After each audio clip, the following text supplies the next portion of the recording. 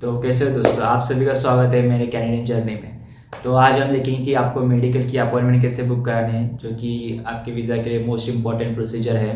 और आपको पता कैसे चला है कि आपको कौन से मेडिकल पे आपका मतलब क्लिनिक पे आपको कौन से मेडिकल कराने हैं, और उसको ढूंढेंगे कैसे, मतलब डेजिग्नेटेड मेडिकल इंस्टीट्यूट है वहीं पे आपको मेडिकल कराना है। तो आप उसको बुक कैसे कराएंगे, आप अप्रोच कैसे करेंगे उस क्लिनिक को, और अपॉइंटमेंट कैसे बुक करेंगे, तो उस बारे में आप सबको बताऊंगा। और जैसे कि मेरी मेडिकल हो चुकी है, कल ही मेरी मेडिकल हो चुकी है, तो उसके बारे में भी आज मैं आपको इन्फॉर्मेशन शेयर करूँगा, कैसे मेरी मेडिकल प्रोसीजर रही, तो स्मूथ थी क्या हेक्टिक थी, उसके बारे में हम आज शेयर करेंगे।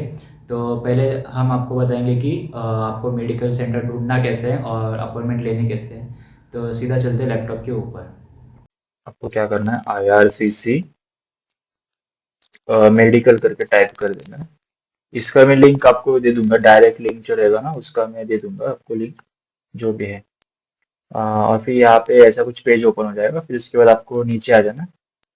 तो नीचे पे आते देखो, find a doctor, your own doctor can do the medical exam. तो आपके जो खुद के जो डॉक्टर होते हैं, मतलब जो आपके फैमिली डॉक्टर होते हैं, वो आपका मेडिकल एग्जामिनेशन नहीं कर सकते।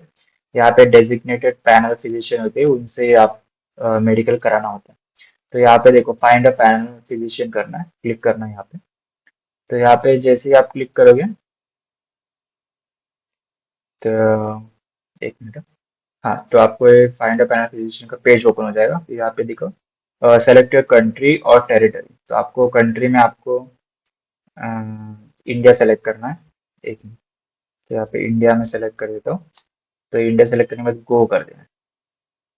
ओके, तो आपको ये सारे जितने भी पैनल फिजिशियन है ना, कंट्री मतलब इंडिया में जितने भी पैनल फिजिशियन है जो भी अप्रूव्ड है, उन सारी डिटेल आपको आ जाएगी। उनका नाम, डॉक्टर का नाम, हॉस्पिटल का नाम, और एड्रेस क्या है, टेलीफोन नंबर क्या है, ईमेल आईडी क्या है, और लैंग्वेज कौन कौन सी बोलते हैं।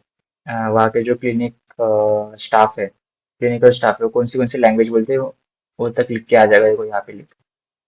तो यहाँ पे क्या करना है आपको, जैसे कि यहाँ पे फर्स्ट दिखा रहा है अहमदाबाद। तो अभी मैं मुंबई में रहता हूँ, तो मुंबई का मैं देखूंगा। जो भी आपका नियरेस्ट सिटी रहेगा वो भी देखना।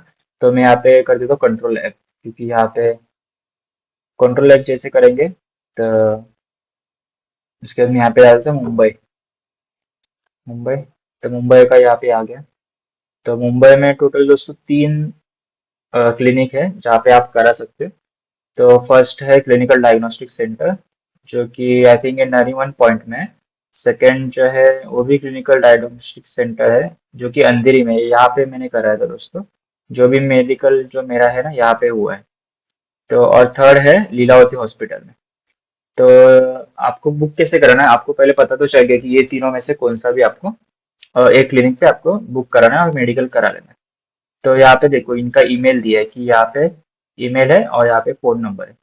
कौन से भी आप चूज कर लो, जिसका भी आपको कंफर्टेबल रहेगा, जैसे जो भी पास रहेगा आपके घर से। तो मुझे तो अंधेरी वाला सही लगा, तो मैंने अंधेरी वाले को कॉल किया। फर्स्ट ऑफ ऑल मैंने कॉल किया कि मुझे ऐसा ऐसा अपॉइंटमेंट बुक कराना है।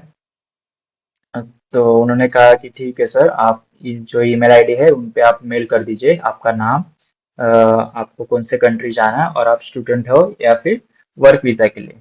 तो आप मेल कर देना सिंपली आपके इन्फॉर्मेशन के साथ इस मेल पे। और मेल करने के बाद अगर आपको रिप्लाई नहीं आता है उनका, 10-15 मिनट में या फिर आधे घंटे में रिप्लाई आ जाएगा। अगर नहीं आता है तो आप फिर से कॉल करना कि मैंने मेल किया है। ठीक है, तो मेल करने के बाद वो कुछ ऐसा भेजेंगे, मैं आपको दिखाता हूँ। तो ऐसा कुछ आपको मेल पे आ जाएगा कि thank you for making appointment with us. तो स्लॉट दिया है, ये सब आपको दिया है कि आपका अपॉइंटमेंट अवेलेबल है इस डेट पे। तो क्या क्या डॉक्यूमेंट्स है वो भी दिखेगा, और चार्जेस कितने हैं। तो चार्जेस यहाँ पे जो मुझे लगे हैं 4410 रुपीज़। तो एज के अकॉर्डिंग है, तो यहाँ पे एज भी देख लेना आप। लेकिन जो स्टूडेंट है वो 15 के अब ही रहेगा। तो 4000 के ऊपर, मतलब 4.5 के आसपास मेरा जो चार्जेस है मेडिकल का वो लगा।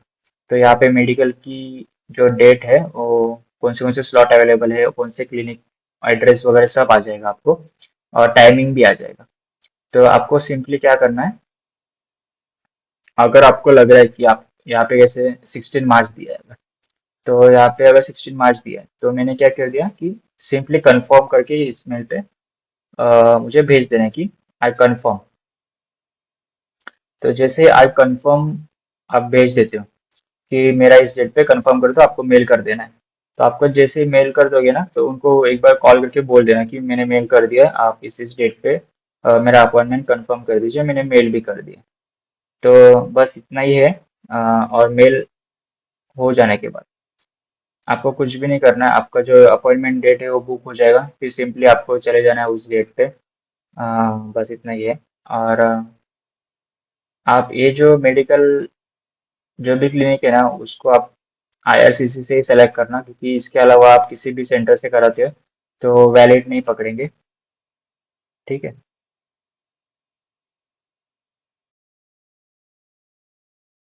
तो आप सभी ने देखा ये कैसे आपको मेडिकल क्लिनिक ढूंढना है और डेजिग्नेटेड, जैसे कि आपने आईआरसीटीसी की वेबसाइट पे देखा होगा। और उसके बाद आपको अपॉइंटमेंट कैसे लेने हैं, उसके बाद जो इंपॉर्टेंट डॉक्यूमेंट्स है उसके बारे में बात करेंगे कि आपको कौन कौन से डॉक्यूमेंट्स ले जाने हैं। तो उसकी मैंने पूरी एक लिस्ट बना दी है। तो ज़्यादा कुछ नहीं है, 4 से 5 डॉक्यूमेंट्स है नॉर्मली। तो फर्स्ट जो है आपका LOA, मतलब लेटर ऑफ एडमिशन, जो भी आपका ऑफर लेटर आया है यूनिवर्सिटी से या फिर कॉलेज से, वो आपको लेना है। उसकी जो ये सब डॉक्यूमेंट्स है उसकी आपको ओरिजिनल जॉब पे मेल आएगा, उसकी आपको कॉपी मार लेनी है बस। और जो मेन आपका सेकंड जो रहेगा वो वैक्सीन सर्टिफिकेट रहेगा सेकंड में। फर्स्ट आपका LOA हो गया, सेकंड में आपका आ जाएगा वैक्सीन सर्टिफिकेट, जो कि कोविड का वैक्सीन सर्टिफिकेट रहेगा। अगर है तो लेके जाओ, अगर नहीं है तो मत लेके जाना। लेकिन पहले आप मेडिकल सेंटर पे एक बार कंफर्म कर लेना कि आपका वैक्सीन नहीं हुआ है। अगर नहीं हुआ है तो आप पहले एक बार कंफर्म कर लेना कि नहीं हुआ है मैंने। तो आगे क्या प्रोसीजर रहेगा, अगर कौन से अलग से डॉक्यूमेंट्स लगेंगे तो वो लेके जाना। तो थर्ड पे रहेगा पासपोर्ट, जो कि आपको ओरिजिनल कैरी करना है। पासपोर्ट का जो है आपको जेरॉक्स निकालना है, फर्स्ट मतलब फर्स्ट पेज का और लास्ट पेज का। और फोर्थ जो है आपका रिसेंट फोटोग्राफ्स। तो फोटोग्राफ्स दोस्तों वो आपका फ़ोटो वहीं पे निकालेंगे एक बार, लेकिन आप रिसेंट फोटोग्राफ्स लेके जाना, एटलीस्ट 4 तो रिसेंट फोटोग्राफ्स लेके जाना। और उसमें आपको एक बता दूं कि आप जो भी फोटोग्राफ्स लेके जाएंगे ना, उसमें कोशिश करना है कि आप फॉर्मली फ़ोटो निकालें। जो अपने फॉर्मल अटायर जो आपका रहेगा वो फॉर्मल रहेगा, और जो बैक साइड रहेगा वो वाइट रहेगा। और पांचवा जो है आपका appointment letter. Appointment letter college का नहीं दोस्तों, आपका जो मेडिकल बुक का है ना अपॉइंटमेंट, उसका अपॉइंटमेंट लेटर लेके जाना है आपको। अपॉइंटमेंट लेटर के साथ आपको ये सब डॉक्यूमेंट्स लेके जाने हैं, जो कि ओरिजिनल आपका जो पासपोर्ट है वो, और उसके साथ में जिसके भी आपके डॉक्यूमेंट्स मैंने बताया उनका जेरॉक्स लेके जाना है, एक एक या दो दो कॉपी लेके जाना। मैं तो 2 लेके गया था, आपके हिसाब से आप लेके जाना, लेकिन एक की ज़रूरत पड़ती है। तो बाद में आपको क्या करना है, जैसे आप सेंटर पे विज़िट करते हो, जैसे कि मेरा सेंटर था अंधेरी। तो मैं अंधेरी मेरा था 10 बजे का अपॉइंटमेंट, लेकिन मैं पहुंचा था 11 साढ़े 11 तक पहुंच गया था मैं, क्योंकि जो ट्रेन का यहाँ पे प्रॉब्लम हो चुका था, लेट हो गया था मुझे ट्रेन की वजह से। तो मैं 11 साढ़े 11 बजे तक पहुंच गया था वहाँ पे। तो फर्स्ट ऑफ ऑल उन्होंने जाने के बाद मेरे से पूछा कि आपका जो अपॉइंटमेंट लेटर है, यानी कि आपने जो मेडिकल बुक करा है उसका कुछ लेटर है क्या आपके पास, प्रूफ, मतलब जो भी मेरी बात हुई उनसे। तो कैसे था मेरे इसमें, ऑनलाइन बुकिंग नहीं था, मैंने फ़ोन पे टेलीफोनिक और जो मेल पे वही से बुक कराया था अपॉइंटमेंट। तो आपको लेटर दिखाने बोला था, तो मैंने लेटर दिखा दिया उनको। तो लेटर दिखाने के, जो कि ईमेल था बेसिकली, तो ईमेल दिखाने के बाद उन्होंने मुझे एक छोटी सी पर्ची दी। उसमें मेरा नाम, मेरा date of birth, passport number, और कहाँ मैं जा रहा हूँ, कौन सी कंट्री, स्टूडेंट वीज़ा वहाँ पे लिखना था कि स्टूडेंट वीज़ा या फिर वर्क वीज़ा वैसे। तो लिखने के बाद आपको पासपोर्ट वेरीफाई करेंगे, कि आपका डेट वगैरह सब वेरीफाई कर देंगे। उसके बाद आपकी फ़ोटो निकालेंगे। तो फ़ोटो आप जैसी मतलब नॉर्मल जो आपका रिसेंट फोटोग्राफ है वही लेके जाना। वैसे ही आपका फेस कट रहना चाहिए। जैसे कि मेरे केस में कैसा था कि मैं सोच रहा था कि मैं पहले बाल कटवाऊँ उसके बाद जाऊँ, तो ऐसा कुछ नहीं था। मेरी जो फोटोग्राफ है वो मेरे लॉन्ग हेयर्स के साथ थे, और जब मैं मेडिकल कराने गया था तभी भी लॉन्ग हेयर्स ही थे। तो ऐसा कुछ नहीं कि आप कट कराओगे, तो ऐसा कुछ नहीं, आप जा सकते हो उसके साथ, नॉर्मल है। तो उसके बाद आपको वेटिंग एरिया में वेट कराने बोलेंगे। तो वेटिंग एरिया में वेट करने में डिपेंड करता है कि आपका क्लिनिक मतलब क्राउडेड है या फिर खाली खाली है। तो मेरे केस में तो क्या था कि क्राउडेड था, बहुत ज़्यादा क्राउडेड था, क्योंकि मैं पहुंचा ही लेट था 11:30 बजे। तो उसके बाद मुझे 1 घंटा बिठा के रखा। तो 1 घंटा बिठाने के बाद मुझे पहली बार बुलाया। बुलाने के बाद उन्होंने मेरा यूरिन लिया, मेरा ब्लड सैंपल लिया, ये दोनों चीज़ें पहले ले ली मेरे। उसके बाद मुझे फिर से वेटिंग एरिया में बिठाया। फिर उसके बाद 5 से 10 मिनट के बाद फिर से मेरा नाम बुलाया, उन्होंने मुझे फिर से बुलाया। फिर उन्होंने मेरा वेट चेक किया और हाइट चेक किया। तो वेट और हाइट चेक करने के बाद फिर से मुझे वेटिंग एरिया में बिठाया। तो हर बार क्या था कि वो वेटिंग एरिया में बिठा के रखते थे, और हर एक प्रोसीजर के लिए आपका नाम अनाउंस होता था, तो आपको जाना पड़ता था। तो ऐसा बार बार हो रहा था, 3-4 बार होने के बाद मुझे फिर से मेरा नाम अनाउंस किया। उसके बाद मुझे आई टेस्ट के लिए लिखे गए। तो आई टेस्ट में बेसिकली क्या होता है कि जो नॉर्मल आप फिजिशियन से कराते हो ना, केमिस्ट से, जब आप स्पेक्स लेने जाते हो, आपका नंबर जब चेंज करना चाहते हो, तो वैसे ही था। मुझे पढ़ने बोला था कि ये वर्ड्स पढ़ के दिखाओ मुझे। तो मेरा जो नॉर्मल स्पेक्स थे, मैं उसके साथ ही मैंने टेस्ट दिया हो। तो आपका अगर स्पेक्स है तो आप पहन के जाना, अगर नहीं है तो वेल एंड गुड। अगर आपका स्पेक्स है और आप पहन के नहीं गए हो, तो वहाँ पे वो चेक करेंगे, जो भी केमिस्ट रहेगा वो चेक करेंगे आपका नंबर कितना है। बस उसमें कुछ डरने की बात नहीं है कि आपको चश्मा है तो चश्मा नहीं लेके जाएंगे, ऐसा कुछ नहीं है। तो उसके बाद आई चेकअप के बाद मेरा एक्सरे कराया। तो एक्सरे में क्या, चेस्ट एक्सरे था। तो एक्सरे में कैसे था कि उन्होंने मुझे 2-3 क्वेश्चंस पूछे कि आपको टीबी था क्या, निमोनिया था क्या। तो 2-3 सवाल पूछे, आपका नाम, पासपोर्ट नंबर फिर से वेरीफाई किया कि आपका एज क्या है, खुद से पूछते तो आप बता देना, उसमें मिस्टेक मत करना। तो उसके बाद मुझे करीबन 1 से 1.5 घंटा फिर से वेटिंग रूम में बिठाया।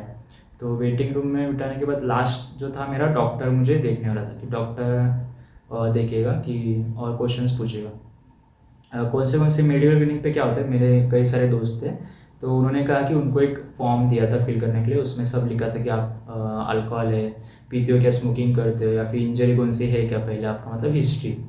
तो मेरे केस में कैसा था कि मुझे वो फॉर्म तो दिया था, लेकिन वो मुझे फिल करने के लिए नहीं बोला था, वो डॉक्टर फिल करने वाला था।